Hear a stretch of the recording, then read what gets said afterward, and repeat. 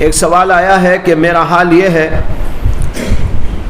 کہ بہت گناہ مثلاً جھوٹ، بد نظری، اس طرح وغیرہ ہوتے ہیں، لیکن بعد استغفر اللہ اور پھر 2 رکعت صلاۃ التوبہ پڑھ لیتا ہوں، لیکن پھر بعد میں گناہ پھر ہو جاتا ہے، اس کا کوئی حل بتائیں۔ بہت سارے لوگ گناہ سے بچنے کی کوشش کرتے ہیں، یہ ارادہ تو بہت اچھا ارادہ ہے، اس کے باوجود بسا اوقات نفس اور شیطان چکمہ دے دیتے ہیں، اور اس کی وجہ سے انسان اپنی توبہ پر برقرار نہیں رہتا، اس کی توبہ ٹوٹ جاتی ہے، پھر توبہ کرتا ہے، پھر ٹوٹ جاتی ہے، پھر توبہ کرتا ہے، پھر ٹوٹ جاتی ہے۔ آدمی یہاں پریشان ہوتا ہے کہ کیا کروں۔ اس کے لیے ایک علاج یہ ہے کہ جب بھی کوئی گناہ ہو جائے کثرت کے ساتھ استغفار اور لا حول ولا قوت الا باللہ پڑھے۔ لا حول ولا قوت الا باللہ پڑھنے سے اللہ کی توفیق شامل حال ہوتی ہے، اور استغفار پڑھنے سے جو گناہ ہوتا ہے وہ معاف ہوتا رہتا ہے۔ صدق دل کے ساتھ بار بار پڑھے، بار بار پڑھے، اور اتنا استغفار پڑھے، اتنا استغفار پڑھے۔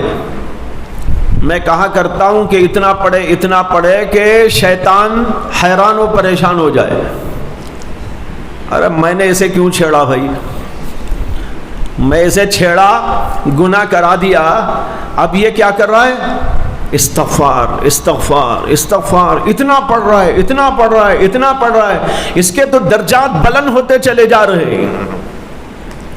لا حول ولا قوت الا باللہ پڑھ رہا ہے، اللہ کی پناہ میں چلا جا رہا ہے۔ تو شیطان جب یہ دیکھے گا تو حیران ہو جائے گا، پریشان ہو جائے گا، اور سوچے گا اسے نہیں چھیڑنا چاہیے تھا مجھے، یہ چھیڑ کر اس کا درجہ بلند ہو رہا ہے، اس لیے وہ ہم کو چھوڑ کے چلا جائے گا۔ پہلے چھیڑتا تھا، بعد میں چھوڑنا شروع کر دے گا۔ یہ بہت اچھا نسخہ ہے، آزمودہ نسخہ ہے، بزرگوں کا فرمودہ ہے، اس لیے اس کو استعمال کر کے دیکھیں۔ جب بھی کوئی گناہ ہو جائے خوب استغفار کرو، خوب استغفار کرو۔ 2 رکعت نماز توبہ بھی پڑھو، 2 نہیں تو 10 دفعہ پڑھ لو، اور تدارک میں کچھ اور بھی کرو۔ دوسری بات، کچھ صدقہ دے دیا کرو، اور اس کے علاوہ تلاوت شروع کر دو، رکعتوں پر رکعتیں شروع کر دو۔ جب شیطان دیکھے گا کہ ایک گناہ کرایا تھا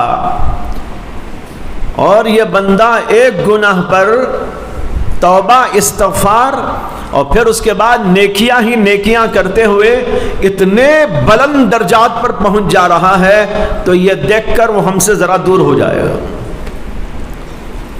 کہتے ہیں کہ حضرت امیر معاویہ رضی اللہ عنہ کو ایک بار شیطان نے سلا دیا، تہجد کو نہیں اٹھ سکے،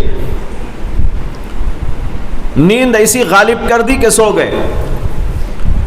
جب صبح اٹھے تو ان کو بہت افسوس ہوا، اتنا روئے، استغفار کیا، توبہ کیا، بار بار گڑ گڑاتے رہے، بار بار نمازیں پڑھتے رہے، اور پورا دن ان کا اسی طریقے پر گزر گیا۔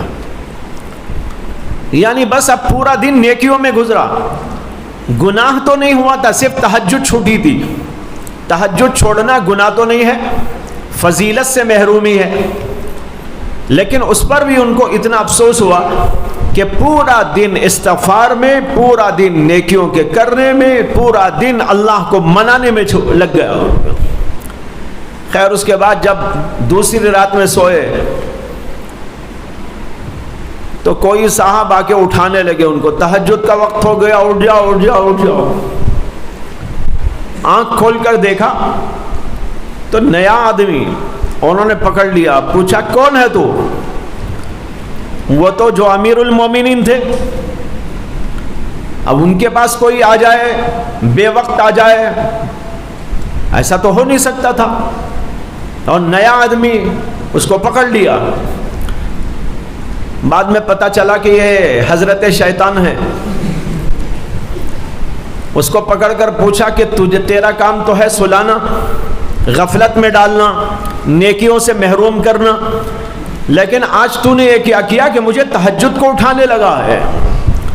کہنے لگا حضرت کل میں نے سلایا تھا تو آپ نے وہ رویا، وہ استغفار پڑھا، وہ توبہ استغفار آپ کی ہوتی رہی کہ آپ کے درجات تو تہجد سے لاکھوں گنا زیادہ ہو گئے. اب میں نے سوچا کہ آپ کو سلانے کے بجائے اٹھا ہی دوں کم از کم، اس کے لیے میں اٹھانے آ گیا.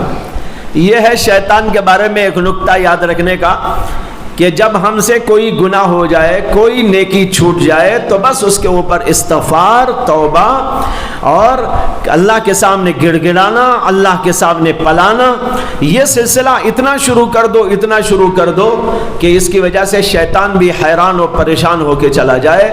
اس نسخے کو یاد رکھیے، انشاءاللہ اس سے بہت بڑا فائدہ ہوگا. مفتی شعیب اللہ خان صاحب کے بیانات کے لیے مفتی صاحب کے آفیشیل چینل کو سبسکرائب کریں اور زیادہ سے زیادہ شیئر کریں.